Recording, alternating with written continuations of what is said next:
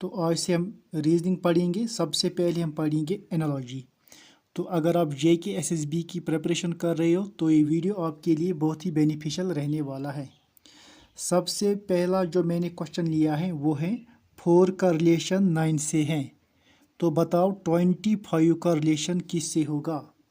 Option A 49, option B 126, option C 36, option D 51, option E 30 and option F is all of these. हमारे पास एक single question है और हमारे पास 6 different answers हैं। दिए गए 6 ऑप्शंस में से हमें एक करेक्ट ऑप्शन मार्क करना है। तो वीडियो को आप पॉज करें और ये क्वेश्चन सॉल्व करने की कोशिश करें।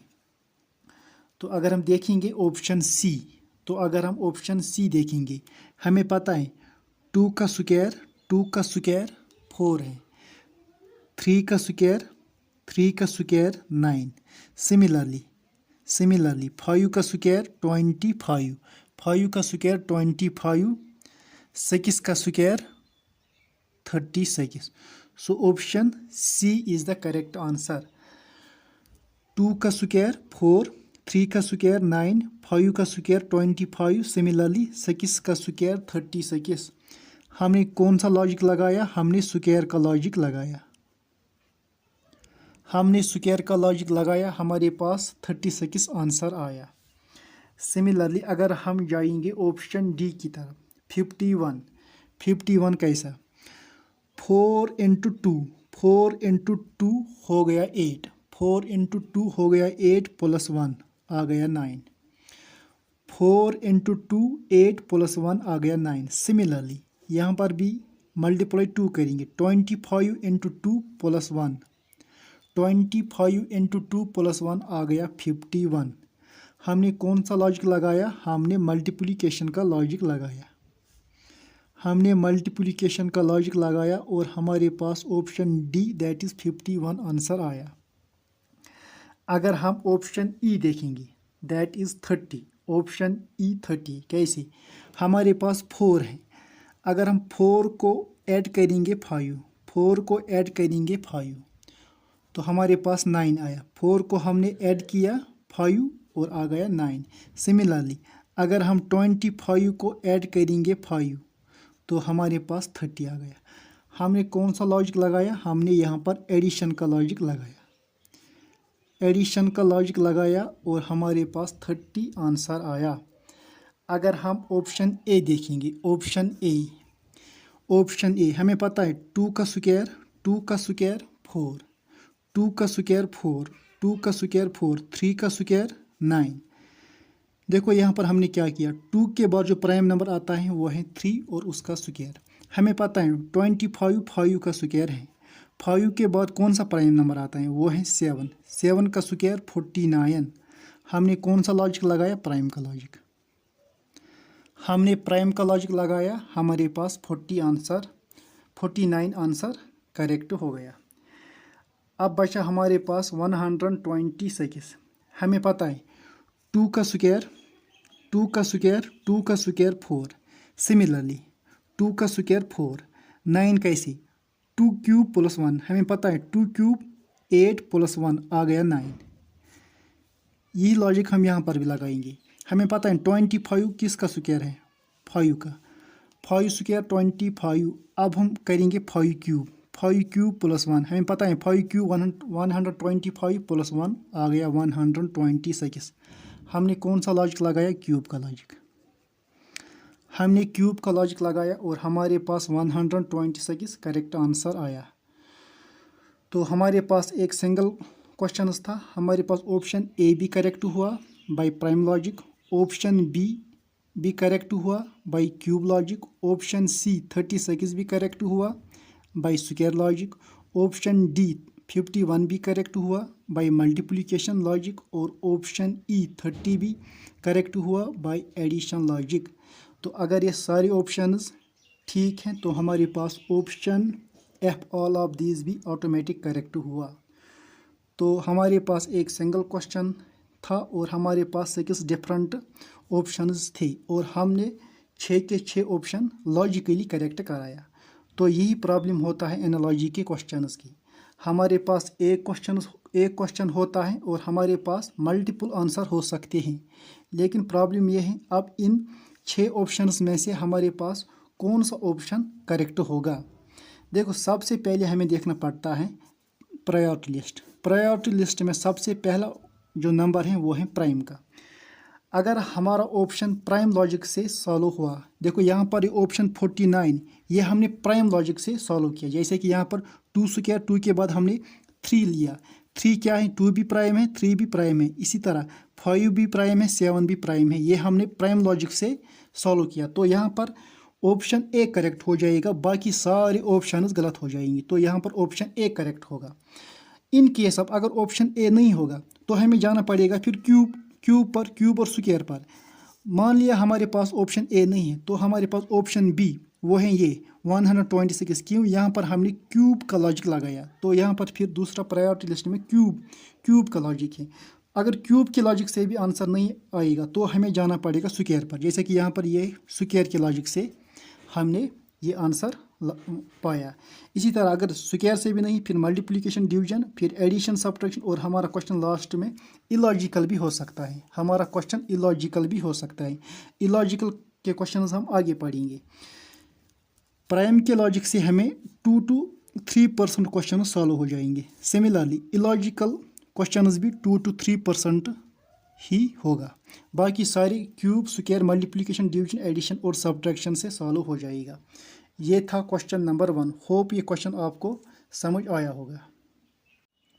क्वेश्चन नंबर 2, 6 का रिलेशन 9 से है तो बताओ 10 का रिलेशन किससे होगा। Option A 9, option B 11, option C 15 and option D is 17। तो अगर हम प्रायोरिटी लिस्ट में प्राइम का लॉजिक देखेंगे, प्राइम के लॉजिक से ये क्वेश्चन सॉल्व नहीं होगा। क्यों, 6 भी कंपोजिट है, 9 भी कंपोजिट है और 10 भी कंपोजिट नंबर हैं। अगर हम देखेंगे क्यूब और स्क्वायर का लॉजिक, क्यूब और स्क्वायर के लॉजिक से भी ये क्वेश्चन सॉल्व नहीं होगा। तो क्यूब और स्क्वायर के बाद प्रायोरिटी लिस्ट में 3rd नंबर पर आता है मल्टीप्लिकेशन। तो अगर हम मल्टीप्लिकेशन के लॉजिक से देखेंगे, देखो हमें पता है 6 into 2, 6 into 2 आ गया 12, -3 आ गया 9। 6 into 2 -3 आ गया 9। इसी तरह हम यहाँ पर भी करेंगे 10 into 2 -3, 10 into 2 आ गया 20, -3 आ गया 17। So option D is the correct answer. कैसे, हमने मल्टीप्लिकेशन का लॉजिक लगाया, लेकिन हमने मल्टीप्लिकेशन के साथ साथ यहाँ पर सब्ट्रैक्ट भी किया। जब हम मल्टीप्लिकेशन के साथ साथ सब्ट्रैक्शन या एडिशन करेंगे तो उस लॉजिक को कहते हैं इनडायरेक्ट लॉजिक। तो ये इनडायरेक्ट लॉजिक से आया, ये इनडायरेक्ट लॉजिक से आया। 17 आंसर करेक्ट हुआ। क्यों, हमने मल्टीप्लिकेशन का लॉजिक लगाया, लेकिन कौन सा लॉजिक, इसको कहते हैं इनडायरेक्ट लॉजिक। क्यों, हमने मल्टीप्लिकेशन के साथ यहाँ पर सब्ट्रैक्शन भी किया। लेकिन हमें पता होना चाहिए हम एनालॉजी में 0.5 के साथ भी मल्टीप्लाई कर सकते हैं। कैसे, अगर हम 6 को मल्टीप्लाई करेंगे 6 into 1.5, 6 into 1.5 आ गया 9।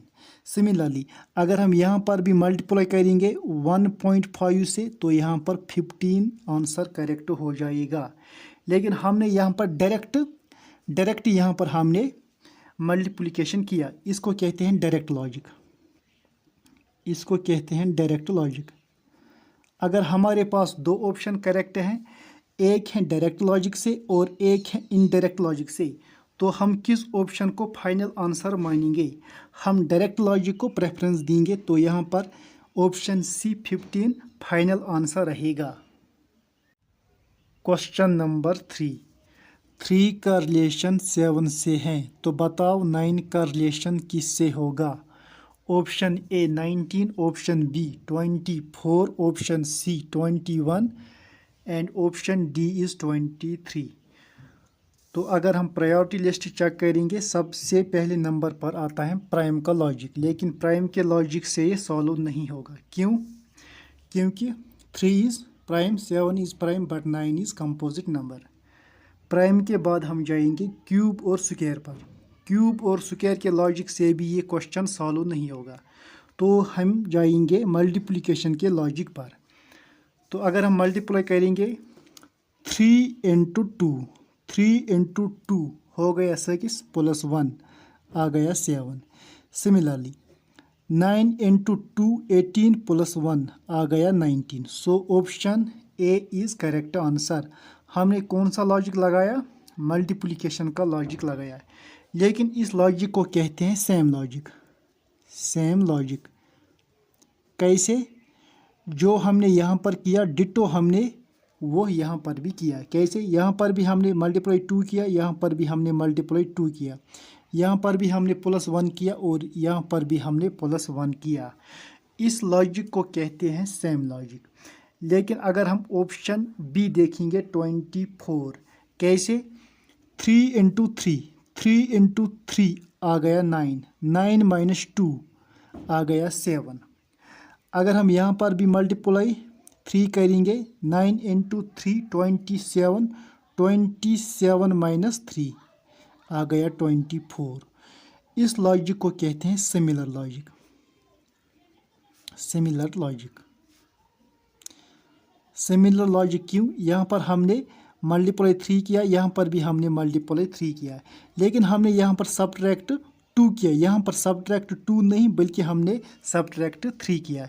इस लॉजिक को हम कहते हैं सिमिलर लॉजिक। अगर हमारे पास दो ऑप्शन हैं, एक ऑप्शन आता है सेम लॉजिक से और एक ऑप्शन आता है सिमिलर लॉजिक से, तो हम किस ऑप्शन को फाइनल आंसर मानेंगे? हम यहाँ पर ऑप्शन ए दैट इज़ 19 को हम फाइनल आंसर मानेंगे, क्योंकि ये आया सेम लॉजिक से। इस वीडियो में हमने 3 डिफरेंट क्वेश्चंस किए। आगे हम प्रैक्टिस क्वेश्चंस भी करेंगे। अगर आपको वीडियो पसंद आया तो लाइक, कमेंट, शेयर और सब्सक्राइब ज़रूर करना। Thank you.